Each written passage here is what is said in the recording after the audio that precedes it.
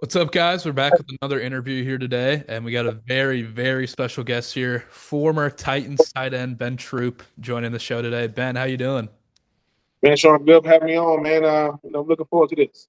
Yes, sir. Yes, sir. So we're just gonna get right into it. So, Ben, some of my audience might be a little younger, so just like take me through, like introduce yourself, take me through like your career and like what you're up to now.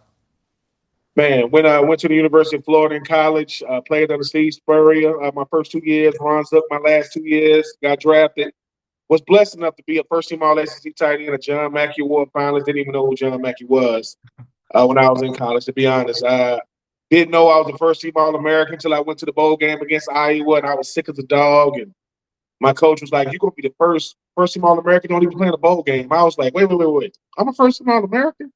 He was like, "Yeah." So because I've never been an accolades guy, was blessed enough to get drafted, 40th overall, second round of 2004 NFL draft. I was the first pick of the team, even though I went in the second round. They moved down from like 30 to like I think they had picked like 29 to 30, something like that. But I went 40, and dude named Travis the boy went like 42. Uh, Antoine Oldham. We had three second round picks that year, and I was the first of 14 guys. Man, I played with Steve McNair for 2 years, caught a touchdown pass from this dude. I got to meet him. You know what I'm saying? Played with Vince. So this is crazy. I caught a touchdown pass from Steve McNair. I caught Vince Young's first touchdown pass as a starter. So his first start was against the Dallas Cowboys. He blessed me. I always make sure that whenever we get to talk to each other, play with Pac-Man Jones, Lindell White, Keith Bullock, Chris Brown, and Bo Scaife, and Aaron Kinney, and Drew Bennett, and Kevin Carter. I was blessed. Got a chance to play in the playoffs. I played for the Bucks and the Raiders in 2008. So I played with Jamarcus Russell and Darren McFadden. I played with Derek Brooks, Ronnie Barber. I got coached by John Gruden, which is everything you see on television. That's how he is in real life. If it's a character, he don't turn it off. I got coached by Lane Kiffin, and after football, when I walked away from football, John remember to be quite honest, which didn't know what I was gonna do because I knew I was ready to walk away. I didn't have a plan after I walked away, but met a gentleman by the name of BJ Bennett. He introduced radio to me way back in like 2009, 2010. Got blessed enough to be hired on ESPN Radio, ESPN Coastal Georgia to be exact, up and down the coast of Georgia, South Carolina. Man, did that for about 7 years. Got into philanthropy. I have my nonprofit called the Uncommon Crew, to where I mentor boys ages 12 through 18. Been doing that since 2020.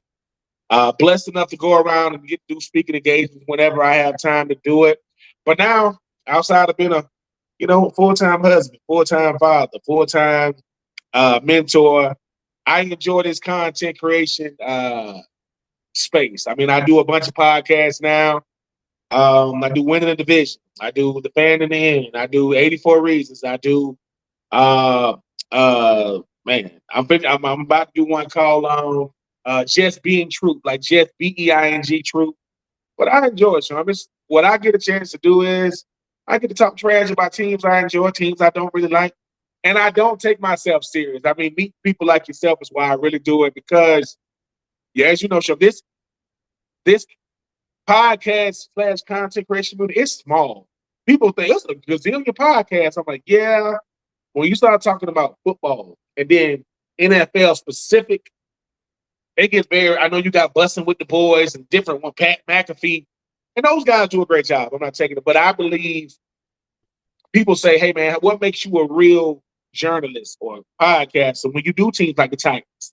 Because sometimes you talk about the Titans, the other time you're like, "Dude, why are y'all so disrespectful towards the Titans? This is not the Cardinals. Nothing against the Cardinals. This is not the Browns." And so, yeah, but I enjoy it. You met obviously you blessed us to come on our show yesterday, win the division. Yeah. And yeah, man, it's a chance for me to have a little fun, meet people like yourself, and man, try to we always try to do two things, well, three things: tell a story, build your audience, but most importantly, build your podcast community. You are my podcast teammate now because we do the same things. Mhm. Now I don't do no journalism now. I ain't write no stories. That is not where my skill set is. So if you see a story, if you say Ben Troupe underneath, I say, yeah, it's gonna be some spell checks and some yeah. I wouldn't make my my English professor that happy with me. But no, man, I'm in a nutshell, man, just happy to have super duper blessed, man. I'm from Swainsboro, Georgia, a town about well now they say it's 7,500 people there. I think they're lying. Probably about 3,000 people, if that. But I'm from a really, really small town. So to be able to have done what I've done, most important to do what I'm doing, hey, man, I just hopefully people see me and go, hey man, you think I can do this? I'm like, I think you can, but you got to respect the craft. Just because you have something to say doesn't mean you should get on these cameras. But if you have something consistent to say and it's not rooted in sensationalized media. You're not doing a clickbait. Let me say something ridiculous like Chris Johnson wasn't that good at football. What? Just to get, I don't do that. And I'm not a fan of that stuff. I know people that do, but I don't have that in me, man. I respect everybody that ever picked up whether you picked up a pen in journalism school or a helmet on the field. I respect everybody. Everybody has something that's, people that play the game and people that analyze the game. So I don't put one above the other. Yeah, and speaking of Chris Johnson, when you heard about the ALS diagnosis, it's like a Titans alumni. Like, what were your thoughts on that? I felt sad for several reasons. First, I felt sad because I never got a chance to meet Chris Johnson, and I could have. My last year with the Titans was 2007. His first year with the Titans was 2008, and incredible football player. But I heard everything I heard about him. He was an incredible human being, and I feel sad because sometimes we have to be reminded of what football can do. I know everybody tried to say that Michael Strahan should have asked him, "Do you blame football for your, for ALS?" And I know his is more like a sporadic. Nobody in his family has it. It's John, to be quite honest with you, whether it's Chris Johnson, Vincent Jackson, Doug Martin, anytime a former player dies, and we're not exempt. We're not exempt from cancer, Parkinson's, ALS. We're not exempt. We're just everyday people when it's all said and done. But football brings us together in a different way. You feel like you could watch a player for 10 years, show him never meet him. Like, I feel like I know this guy because I've been watching him.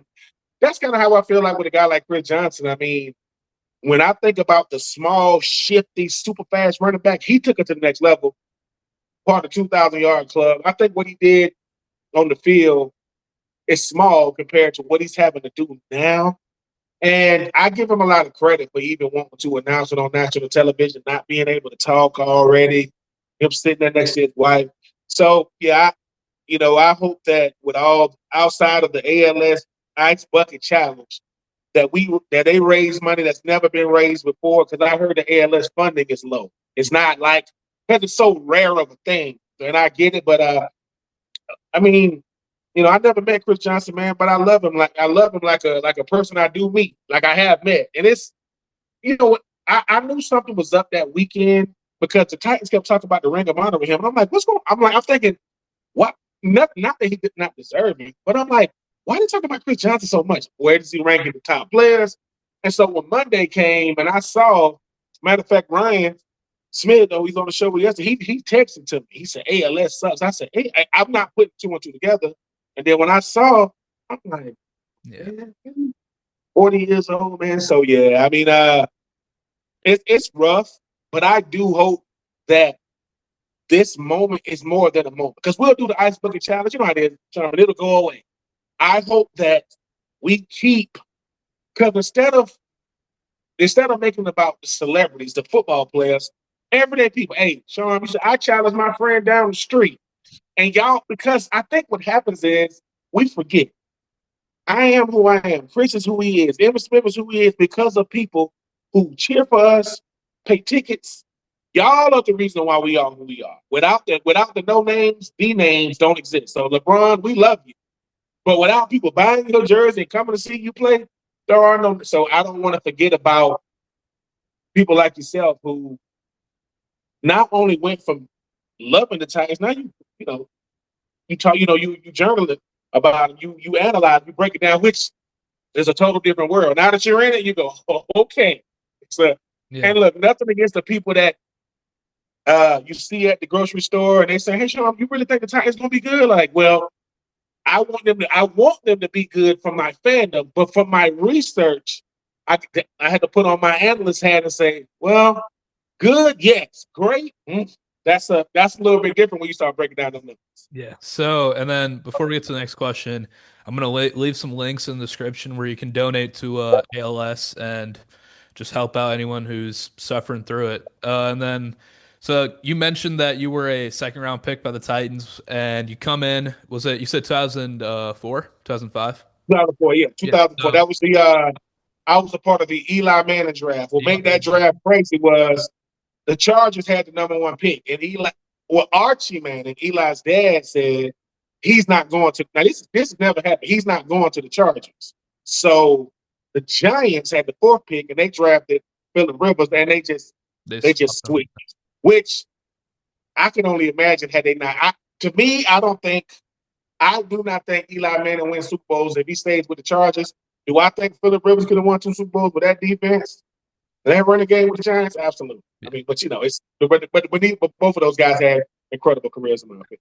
Yeah, so you were second round pick in that draft. You come into the Titans. What was like your like welcome to the NFL moment? Like I'm in the big leagues now. This isn't college anymore. Woo, man, there's so many to name. When I first got to the Titans, uh, I walked through the doors and I meet Aaron Kenny, the starting tight end, and he had on like a ball cap, and like a white polo shirt, and he gave me his number, but he gave it to me on like a card, like a business card. Like, okay, I'm thinking, oh, okay. When I go upstairs, I do my introduction press conference, and having all them cameras in your face in Nashville, I didn't realize how big. You know how big it is. But my welcome to the NFL moment was I went to one of the Titans stores to where they say your jersey, Titans memorabilia stores. I'm looking for my jersey. Just looking for it, looking for it, looking for it, looking for it. It's not in there. Mind you, I'm the top overall pick, trying to be conspicuous in a store. I'm looking for it, looking for it. So I go, all right, it's not here. I come back like a week later. It's not here. I come in the 3rd time, Sean, and the lady goes, Ben. She says, Ben. I go, yeah. Your jersey sold out, dude. Like when you got drafted, it got sold out. I said, cool. So I wore 84. I wore 86 as a rookie because 84 Shad Meyer had it. My second year, Shad Meyer moves on. I get 84 because I wanted to wear 84 high school, college, and pro. And my favorite tight end is Shannon Sharp, both from like rural Georgia. So he's why I wore 84. So when I moved to 84, they put it in the store again. I go in there again. It's gone. The lady tells me again, Ben, yes, listen to me. Your jersey came on the shelf, it's gone. Full circle moment. I'm driving down Jefferson Street in Nashville, Tennessee. I see 2 kids. One has on my 86 jersey, and the other has on my 84 jersey. And the kid wearing the 86 tells the kid wearing 84, you're not a real Ben Troupe fan because you only knew him as 84. This is this rookie, and they're like going back. And to me, it was because you don't fully understand what you mean to people. I think people care less about how you play and more about how you are. Because when you meet people, when people say, "Hey man, I had a bad day," yeah, well, yeah, my bad day ain't got nothing to do with being a jerk to you. And I wish I would have got out of the car and just spoke to those kids because I was in the NFL when it ain't social media like it is now. It ain't everything. People ain't walking around with their phones all the time. But nah, man, I've had a lot of full circle moments, man. When you talk about International Football League, I mean, I done got knocked out. I know what concussion feels like. I got knocked out. I called it, man, listen to me. When I first got drafted, Steve McNair used to call me 86. Hey, no, he'll call me Rook. Call me Rook my rookie year. And then my second year, he'll call me 84. He's like 84, 84, 84. And one time he said, "Hey, True." And I said, "You know my name?" I said, "You know my name?" He was like, "Yeah." So in the huddle, I used to be the tight ends right there in the front. And you got like the running back, the receivers, and then you got the whole line in the back. So when the first time I was ever really in the huddle with the first team, Steve McNair's getting to play, and he comes up to me and he keeps going like this. I'm like, "But you?" He's like, "Well, it's." And he said, because I'm taller than him, he was like, "True, bend down, man. Because he got to talk to the rest of the huddle." So I'm sitting here like this. Listen, I got my head down, listen to Steve McNair talk, and he kind of slaps me on the head. We run. So to me, it's, man, I'm blessed, man. I've had man, may he rest in peace. But it's like I played with Matt. Like nothing against Vince Young and those guys. Steve McNair, to me, Mhm. man, this dude was, and he was the nicest professional superstar I've ever come. Like, I mean, wasn't a jerk, wasn't an a hole. He wasn't nothing, and he would sign autographs at the fence after games. Somebody had to pull him away. Then somebody, Max got to go. Everybody, he was sitting there and signing and signing and signing. So who am I to say, hey man, not right now? Like I'm good. So learned a lot from him, man. But and hey man, Nashville. I could live in Nashville right now. I mean, I grew up there as a young man. I could live there right now.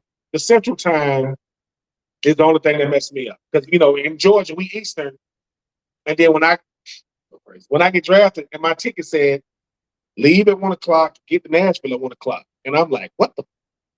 So I tell the lady at Delta, yo, what's up with this ticket? I said, look, it said I leave when I get there. I said this, y'all, at 21 years old. I said, does time not move in the air? Like, does time to stand still? I confuse these people so bad because I didn't know I'm going to Central. It took me like a year and a half to realize, wait a minute, we behind? My mom used to call me in the morning. So that's crazy. Nashville was wild. It was wild. Yeah, so staying on the topic of like Steve McNair, it's like I want to know more stories, like because you played with him for a couple of years. I mean, Yeah, greatest quarterback in Titans history. So yeah. you got any funny stories, like lessons he taught you, and just like everything about Steve McNair? Mac Mac taught me not to take one moment for granted. Like, this is what people didn't understand about Mac.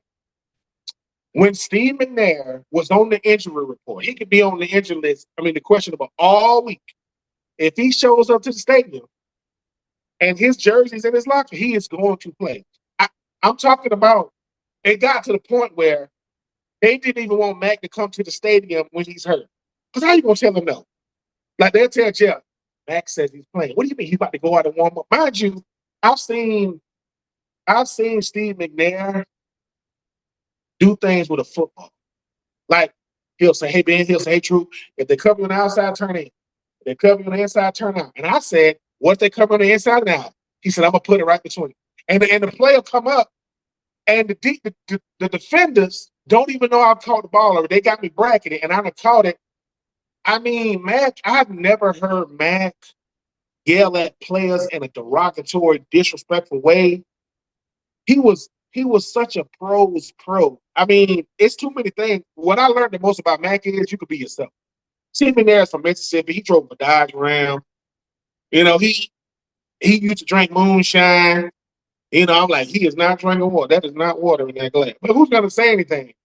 And Mac used to take this nap before he played. Like, he had to take a nap before the games. And I just wish I would have picked his brain more. Like as a young player, by the time my first year was Mac's 10th year. Mhm. So I don't want to mess with him. Mac used to ask me he'll say, Rook, I want two sausage, egg, and cheese McMuffins. Because we had a McDonald's real close to it, and I want a hot. And you want two of them. That's all right, cool. I don't think he ever ate them. Like I would come to when we first get to work, you got to go to the big meeting one. I say, Mac, he'll say, oh, thank bro. He'll never eat.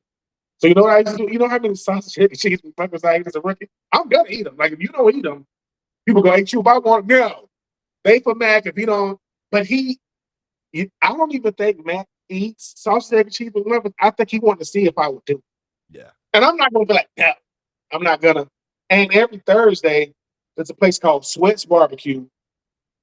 We would sometimes, because Thursday is weighing day. So once you make your weight, you're gonna reward yourself after practice. Every time it was myself, Jared Payton, the son of Walter Payton, Troy Fleming, who went to Battleground Academy, who at one point was the until Derrick Henry came. At one point, I think, oh man, I want to say, I think that Joker had Troy Fleming was the all-time leader rusher in high school. He went to Battleground Academy. We would have to go get sweat orders. Like people, I'll get it for the tight ends, the running backs. Chris Brown and them would say, go ask Mac, do he want something? Not all the quarterbacks. Hey, Mac, you want something? And one time, Sean, he said, tell Troop to come in. They said, Mac wants you. Grown man now. I'm young. I rolled over the back locker like a little, yeah, yes, like what can I get from you, Mr. McNair? That's what I'm thinking. He said, hey, give me some, and I'm listening. I ain't putting in my phone. I'm like, hey, tips. So when I go up in there, right, I'm like, hey, I say, this from Steve McNair.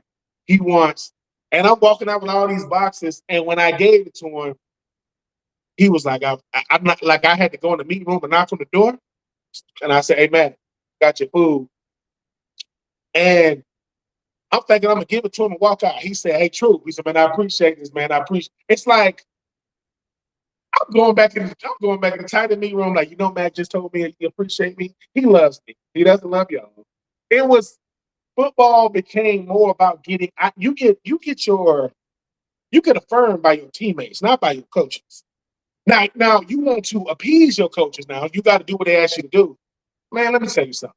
Steve McNair said one thing for every game. He would go, let's go out here and play this little brown ball. He said it every game. And I played with some players now that ain't nobody like, and I ain't played with a lot of ain't nobody.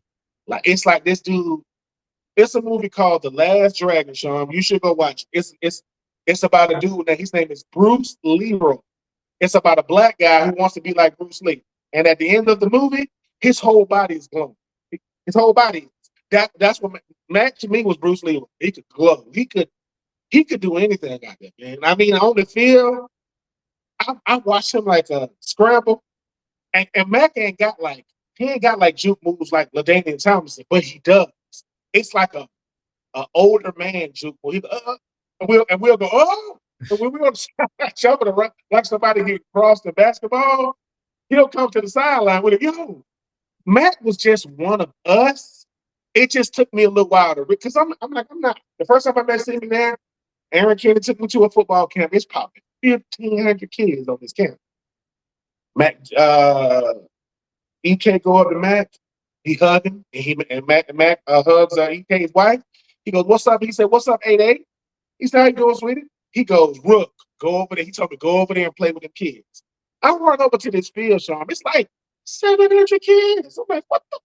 And he was, I just, Mac is one of those type of guys that I get to say, I knew him for a very short amount of time, and I got to play with. Watching Mac in person on the field, I mean, I, I mean, that guy, he was co-MVP.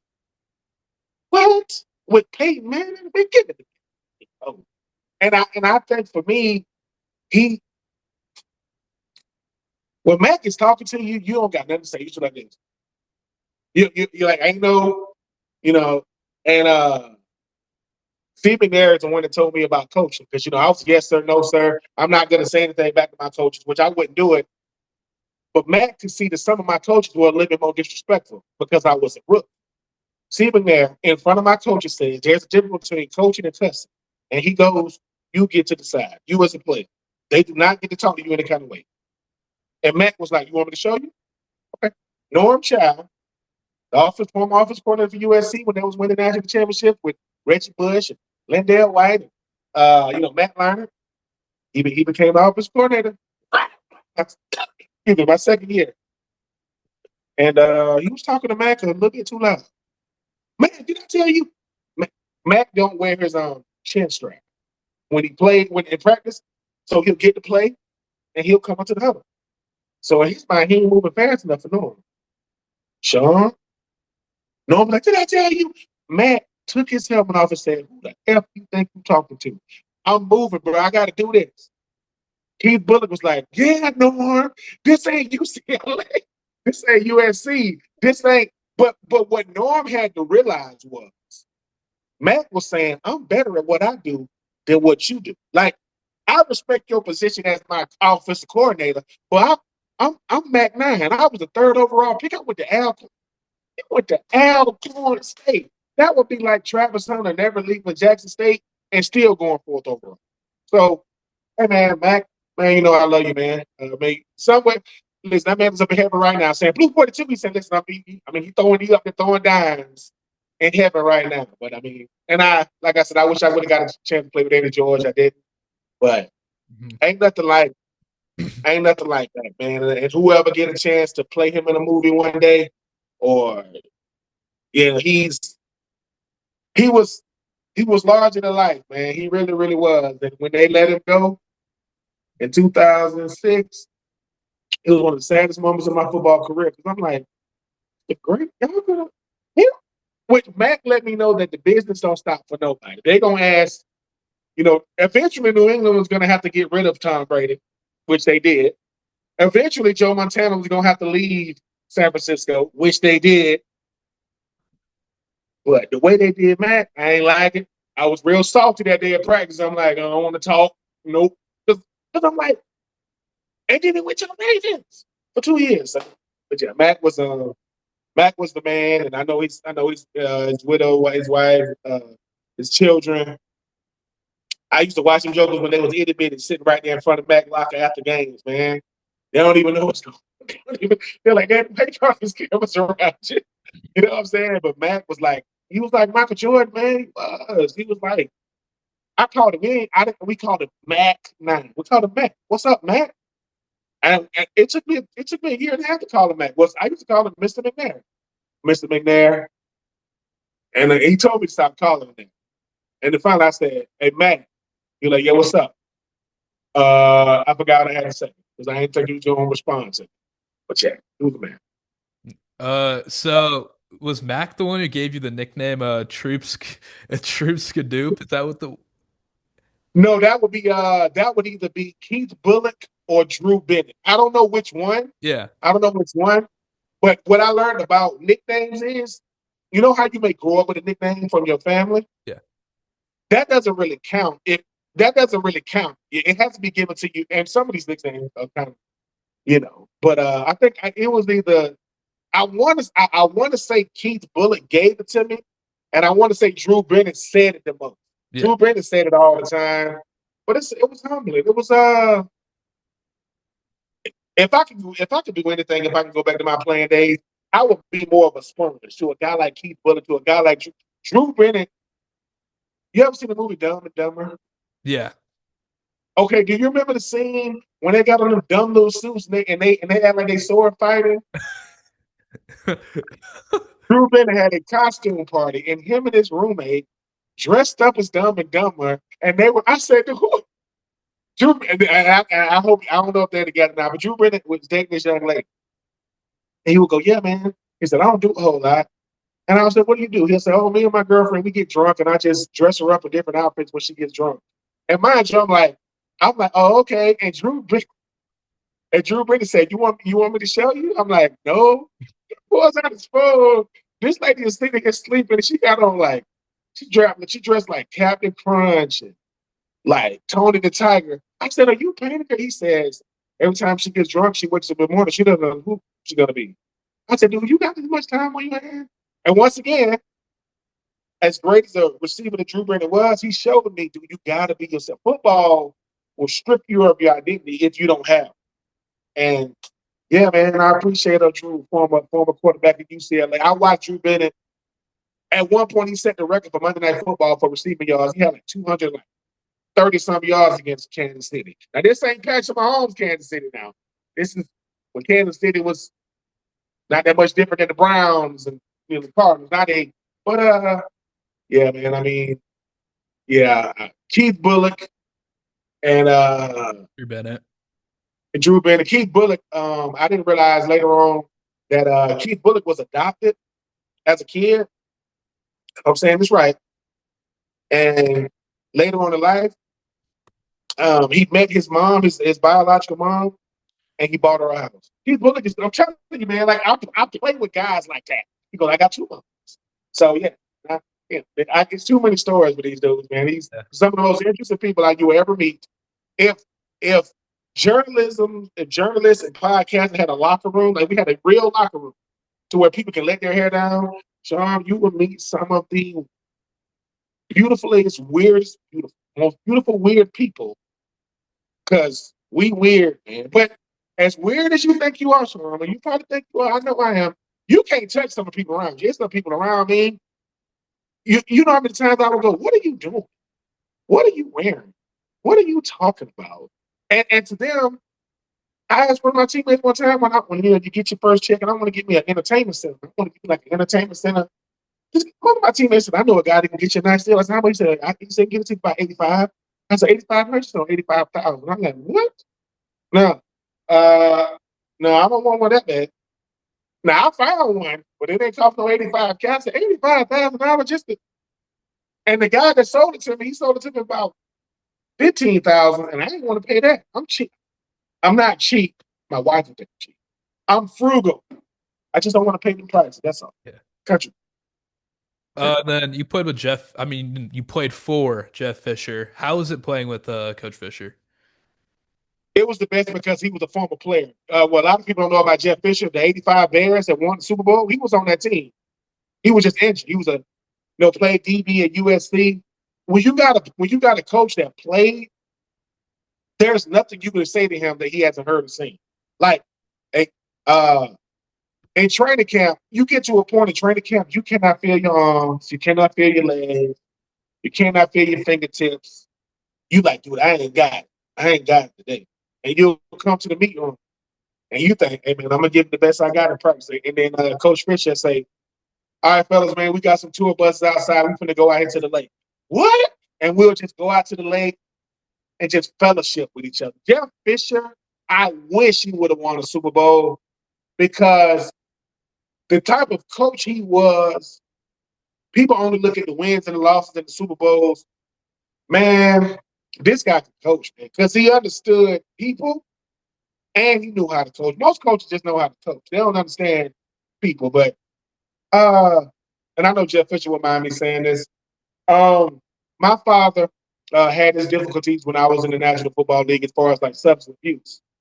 And there was a time when my mom called me, and I'm in Nashville. This is after work. And she was like, your dad's over here. I don't know what he's going to do. I drive from my home back into the facility. Jeff Fisher still there. I walk into this pitch black dark. I said, Jeff, listen, my mom is at the house. My dad is outside. I need your help. You know what Jeff Fisher said? Put your mom on the phone. He said, can I talk to your mom? I was like, yeah. He gets on the phone. Jeff Fisher says, Miss True, don't worry about it. We'll take care of it. He gets off the phone. He calls our police officer. Every NFL team got police officer, NFL security. He gets on the phone. He said, Ben, where you live at? He said, where you from? I said, I'm from Swainsboro. Within 5-10 minutes, the police was outside. You know, they took my dad away. They made sure and I'm like, and Jeff was like, your mom is good. You need anything else? I'm like, man, it's like my respect level for Jeff Fisher, because it takes a lot for me to go tell him, hey man, I can't really help my mom at this point. So Jeff, and that's just my story with him. Aaron Kinney, Aaron Kinney was a full-blown firefighter. He does that right now. While he played, Jeff Fisher said he had a fire in his house. He looked up on the roof, and who looks down? Aaron Kinney like this. What's up, baby? Well, oh, you ready? Yeah, I want to put fires out. Like, yeah, man, like it's so many, but Jeff Fisher was he was an incredible coach because he cared about you as a person just as much as he cared about you as a player. And a few more questions here. So you also played with Vince Young for a bit. Talk to me like Oh my God. Vince Young and like it didn't really like work out fully with the Yeah. time. So like, what do you think happened there? Vince Young, in my humble opinion, I don't think he's ever been coached that hard because he's always been the best in high school, the best in Texas. That freaking roller ball. Good Lord, it might be the greatest national championship ever with all those players. And it's the first time I think of Vince Young's life, which I had to deal with it too, that my best wasn't good enough. Like the National Football League, the last time you the best player on the field is when you probably left college or high school. And I think he was a little ahead of his time. You see all the RPOs that goes on now? They were doing that with him. But when you're the only one that's doing it, you got to be the best at it. And I think for a guy like Vince Young, I don't know what the pressures of being the starting quarterback for the Tennessee Titans are, so I'm not going to act like I know. But he didn't handle the pressure well. And unfortunately, that's a part of it. You the third overall pick behind Reggie Bush, Mario Williams. I remember that 2006 draft when we got him. I was like, oh my God.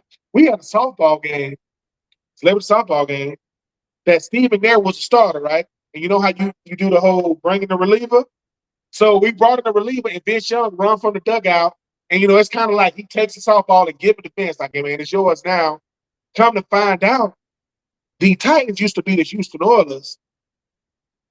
Vince Young is from Houston. His mentor growing up was freaking Steve McNair. So Matt knew Vince when he was in Houston, when he was coming up. And so I think for Vince Young, if he can look back on it, he'll say, if I can just take coaching, take the criticism, and don't let it get to me, because it was a lot on him. It didn't work. It didn't work out with Vince Young because he wasn't talented enough. You gotta want to play the quarterback position in a way to where I have this skill set. This is what the position requires, and I got the blender.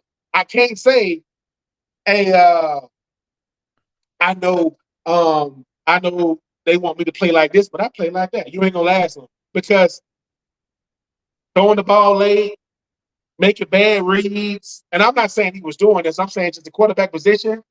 People think that Lamar Jackson is just willy-nilly. They catered what he does to the offense. That's what he did to Louisville. Well, with Vince, if Vince comes into the league in 2025, oh my God, because they are already doing it. So he was like a hybrid, man, and great player though, great person, like great personality, funny. We did this thing to where they let me go around the locker room and ask questions to the teammates, my teammates, whatever. I asked, hey man, who the toughest player on the team? He gonna walk into the camera. I'm like, I said, he didn't understand. I said, he told me, ask me again, ask me again. I said, okay. I said, who's the toughest player on the team? He gonna walk up on the guy. I said, you didn't understand. I called him VY the legend. I remember this. When I got drafted in 2004, Vince got drafted in 2006. So when he come on the team, people looking at people's birthdays. Mind you, I'm born in year 3 when Vince gets drafted. VY go, true. You were born in 82? I was like, yeah. He was like, I was born in 83. He's like, yeah. He's like, did you graduate high school early? I was like, no. He was like, well, how did you get your I said, and then he had a year left. And I said, look, man, in Texas, I know this now, they will hold you back in school so you could be on a certain team and win championship. I said, no, we don't do that in Georgia. My mama's not holding me back in Georgia so I can win the championship. But now Vince was larger than life in a city like Nashville because he was, that Rose Bowl was nuts. So he's already, you know, and when you don't meet Vince won Rookie of the Year. He only started in 8 games. He won his we went 8-8. He started in 8. He won 8 games in a row. He did some stuff, man. I just think that Vince Young to me is kind of like when Andrew Luck got drafted and right behind him was RG3. Wait a minute. Was it like that? I think it's Marcus Mariota in RG3 that draft, and I know I think it was Marcus Mariota in RG3. I think. No, Mariota went in 2015. Look, RG3 went number. He went third, and I think Andrew Luck went first. I think something like that. Yeah. So Vince Young was kind of like that with Matt Leinart. Like Vince went 3, Matt Leinart went like 10, something like that. And they didn't have great careers compared to what they sometimes. Sean, I can say this now. Sometimes the greatest you're going to be is college. Like NFL it's a gauntlet, man. You don't know who's going to be good. You don't know who's going to be. And the higher you go, the more scrutiny you get. But I love it, man.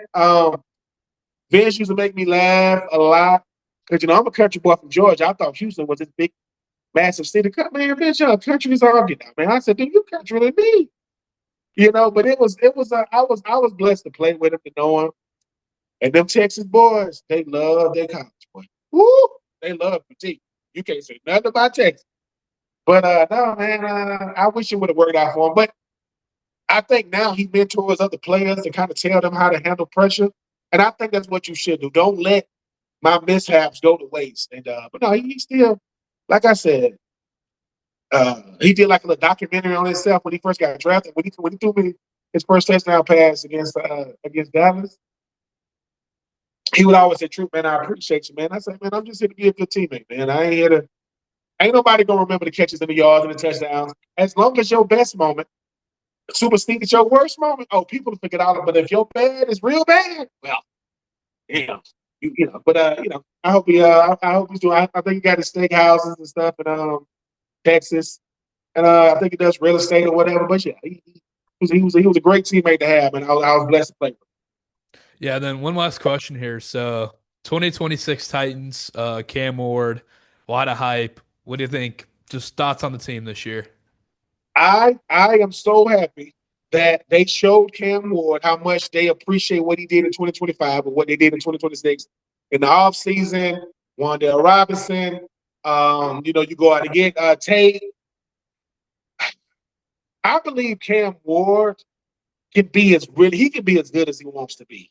And real similar to a Vince Young, he reminds me a lot of him, but he's realizing I can only improvise so much. Like I'm gonna get away with it as a rookie, but he realizes, hey, if I want to be an elite QB, which I think he has potential to be, I got to play within the confines of the offense. And when I want to improvise, I can do it, but I can't do it as much as I do it because guys run around in the scramble drill. That ain't really the route tree. That's just guys let guys run this way and come back this way and throwing their hand up. But I'm happy to have him though. I think that Cam Ward was at Wazoo for 3 years. He come over to Miami to say, hey man, I can play football, but ain't nobody watching me well in the Pac-10 or whatever it is now. Ain't nobody watching me. By the time my games come on, y'all sleep. So he's an incredible player, man. And I like the fact that him and Jeffrey Simmons had a little back and forth last year. People like, oh, you talking trash to Jeffrey Simmons? Yeah, because I know Jeffrey Simmons can't touch me. Like, I know he can't grab me or anything. I can talk trash. But I think this Titans team, I think they got a shot to make some noise in the AFC South. Like, because the Houston Texans are they added Montgomery with the running game. Can Jacksonville handle success? You know what the Colts offense can be if they put it together. I think with Cam and this offense, they're gonna have to score points, which I think they will. And like I know we were talking about it yesterday. I mean, eight wins, 9 wins in year two. And to put that in perspective, my first year in the NFL, back when we playing 16 games, we went 4-12 my first year. We went 5-11 my second year. So we improved my second year by one game. I think, to me, if you're gonna finish third, how close can you be to second? Like if you finish third and the you know I don't know the Jags are they won 11 games and y'all won 9. Okay, but if you finish third and you won 6 games, it really doesn't matter who finished fourth. So I'm looking at how they play, how they compete with their head coach and his identity coach. Coach, I mean, he's very he has that. He kind of reminds. Have you ever seen the movie 300? The guy, the tall dude with the chains. I can't remember. That's kind of how Coach Eli looks. I mean, he ain't that tall. He has a very don't F with me look. I don't really want to answer these questions. What do you want? But if they play the way he coaches, our defense is gonna be good. I do not see our top 10 at best, top 15 at worst. They're not gonna be bottom feeders. I don't see that. You give us a top 10 defense, and with a top 10 defense, top 15 off. Now, if both in the top 10, they making playoffs. If you got a top 10 over top 10 defense, I don't want to put that. I know people, oh man, yes, I'm a homer. Yes, I'm biased. Whatever. The AFC South, because CJ Stroud, we don't know who he is. For real. Jacksonville, they ain't scared of them, and the Colts. I mean, the Colts can be had. Man, making the playoffs. First year with Coach Eli, second year with Cam. I don't see him doing it, but I've seen crazy things happen. Keep Cam healthy. Keep making Jeffrey Simmons mad because he's better when he plays so mad when he's mad. I think this team, man, they don't got a lot of holes. I want to see how our linebackers gonna look and how these new cornerbacks gonna look. I think our safety's gonna be. Ooh, we got a shot to have top 5 safeties as far as a duo. The running game is gonna be solid. Spears and the company don't get popped. They don't get enough. They don't get enough accolades for how well they control what they do. Calvin Ridley, if he can stay healthy. And He does, and he's already telling Tate, "You're gonna be the number one." It's fine. Like I'm the number one because of how much I'm getting paid. You're gonna be the number one, and I don't mind mentoring you because one day I'm gonna say, "Bro, don't worry about it. Watch how I get. Don't worry about it. I specialize in getting up, especially on third down." And Gunnar Ham and those man, I'm trying to tell you, this O line, we'll see. D line gonna be freakish. Well, interior D line freakish. And what's the guy we got from the Jets? What's his name? Jermaine Johnson. If if Tremaine can stay healthy, that's another guy. Tremaine to me has Jalen Phillips that just got picked up out of Keller. They have similar skill sets if they stay healthy. But yeah, Sean, I'm biased. I don't act like I'm not biased. I don't like them boys from Jacksonville. I can't stand them boys from Houston.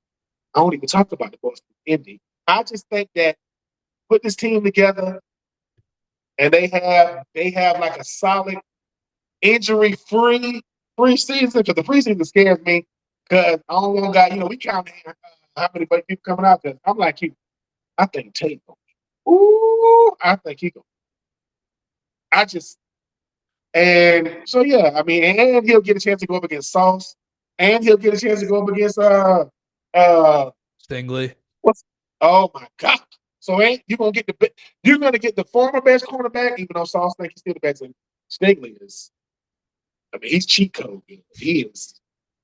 But yeah, I think 8, 9 wins is great. 10 or 11 wins, that might be. It won't be winning the division worthy. It might be, oh my God, we almost made the playoff. Because it's gonna be wild card stuff right there. But yeah, I think the team's gonna be good. I like from the head coach, Coach Brian DeBoer. I mean, Cam better love football because he gonna coach them hard.